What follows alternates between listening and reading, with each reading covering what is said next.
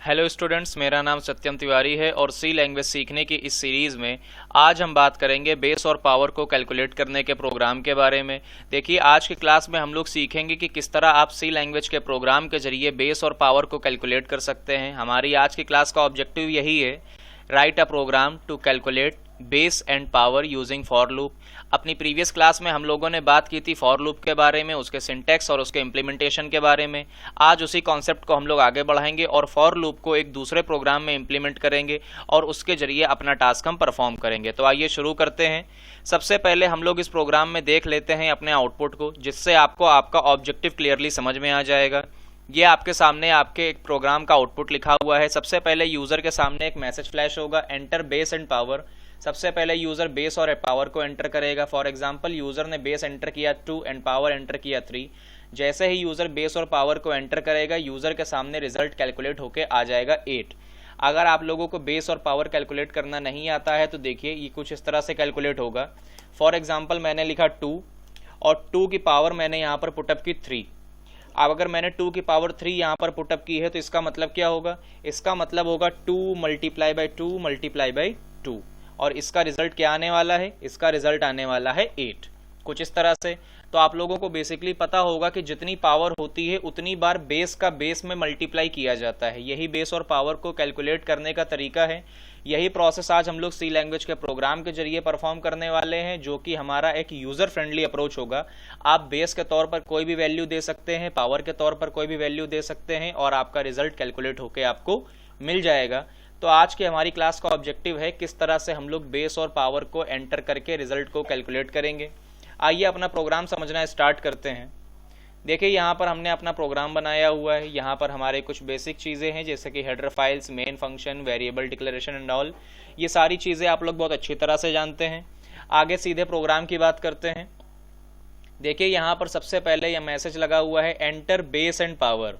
सबसे पहले यूजर के सामने मैसेज आएगा कि बेस और पावर एंटर करें, क्योंकि यही हमारी प्राइमरी नीड है। हमें यूजर से बेस और पावर की रिक्वायरमेंट होगी, उसी के अकॉर्डिंग हमारी आगे कैलकुलेशन परफॉर्म होगी। दैट्स वाई मैंने यहाँ पर मैसेज पुटअप किया है, enter base and power. Slash n का यूज आप लोग अच्छी तरह से जानते हैं, लाइन को चेंज करने के लिए या न्यू लाइन के लिए यूज होता है। देन उसके बाद हमने यहाँ पर स्कैनएफ स्टेटमेंट लगाया है। स्कैनएफ स्टेटमेंट यूजर से इनपुट लेगा बेस और पावर का। बेस आपका बी नाम के वेरिएबल में आ जाएगा और पावर आपका पी नाम के वेरिएबल में आ जाएगी। देखिए, यहाँ पर मैंने प्रोग्राम के लिए ड्राई रन भी लिखा हुआ है। ड्राई रन आप लोग अच्छी तरह से जानते हैं क्या होता है। प्रोग्राम की बैकग्राउंड फंक्शनिंग को ड्राई रन बोलते हैं। तो मैंने यहाँ पर ड्राई रन भी लिखा हुआ है। According to our dry run हमने यहाँ पर बी में ले रखा है 2 और पी में ले रखा है 3। इट मीन्स हमने बेस ले रखा है 2 और पावर ले रखी है 3। आगे देखिए, हमने यहाँ पर लूप चलाया है। देखिए, लूप यहाँ पर क्या लिखा हुआ है, for I is equal to 1, यानी आई में हमने इनिशियलाइज किया 1। कंडीशन लगाइए while I is less than और इक्वल टू पी, जब तक आई की वैल्यू पावर से छोटी या बराबर रहेगी, एंड आई प्लस प्लस, और आई में इंक्रीमेंट चलता रहेगा। जब तक आई की वैल्यू पावर से छोटी या बराबर रहेगी, आपका ये मल्टीप्लाई वाला प्रोसेस चलता रहेगा, बेस का बेस में मल्टीप्लाई होता रहेगा। अच्छा, आप लोग एक चीज कंसीडर कीजिए, मैंने यहाँ पर लूप चलाया है कि जब तक आई की वैल्यू पावर से छोटी या बराबर रहेगी आपका ये लूप प्रॉपरली चलता रहेगा। पावर तक के लिए क्यों चलाया है? क्योंकि जस्ट अभी मैंने आपको प्रोसेस समझाया था कि जितनी पावर होती है उतनी बार बेस का बेस में मल्टीप्लाई किया जाता है। अगर 2 की पावर 3 है तो 2 का 2 में मल्टीप्लाई 3 टाइम्स होगा। अगर 2 की पावर 10 है तो 2 का 2 में मल्टीप्लाई 10 टाइम्स किया जाएगा। दैट्स वाई मैंने यहाँ पर लूप में पावर को कंडीशन बनाया हुआ है। अब इसका ड्राई रन समझ लेते हैं किस तरह से वर्क करेगा।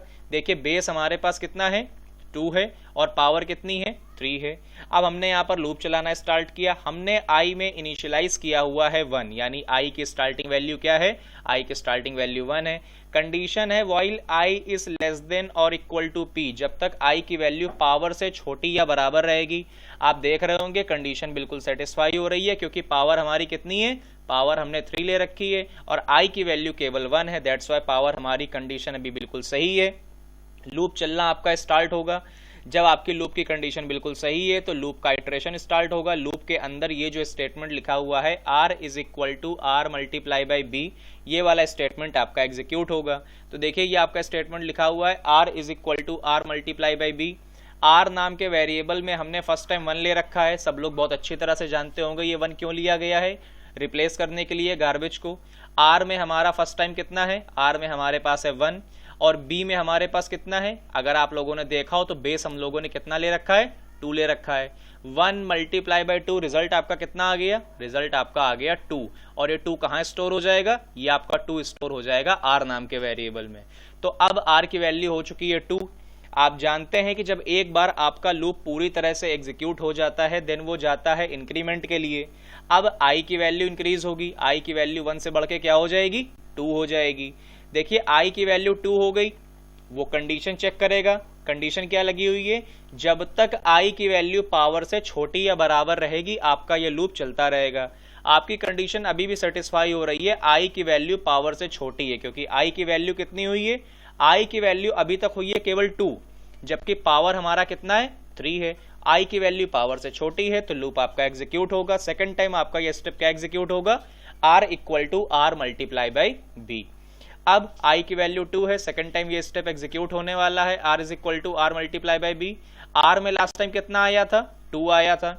बेस यानी कि आपका कितना चल रहा है, 2 चल रहा है। 2 इंटू 2 रिजल्टेंट आपका कितना आया, 4 आ गया। और ये 4 कहाँ स्टोर होगा, ये 4 आपका r नाम के वेरिएबल में स्टोर हो जाएगा। देन इसके बाद हम लोग आगे बढ़ते हैं, i की वैल्यू 2 से बढ़ के कितनी हो जाएगी, 3 हो जाएगी। फिर से कंडीशन को चेक करेगा, i की वैल्यू पावर से छोटी या बराबर होनी चाहिए। अब अगर आप फिगर आउट करें तो i की वैल्यू पावर से छोटी तो नहीं है बट ये बराबर अभी भी है, इट मीन्स आपकी कंडीशन सेटिस्फाई हो रही है। एक बार आपका ये स्टेटमेंट अभी और एग्जीक्यूट होगा। जब i बराबर 3 के लिए आपका ये स्टेटमेंट एग्जीक्यूट होगा, r is equal to r multiply by b। Then यहां पर देखिए r में आपकी लास्ट वैल्यू क्या आई थी, 4। बेस आपका कितना चल रहा है, 2। 4 मल्टीप्लाई बाई 2 रिजल्ट कितना आ गया, 8। अब r की फाइनल वैल्यू आ चुकी है 8।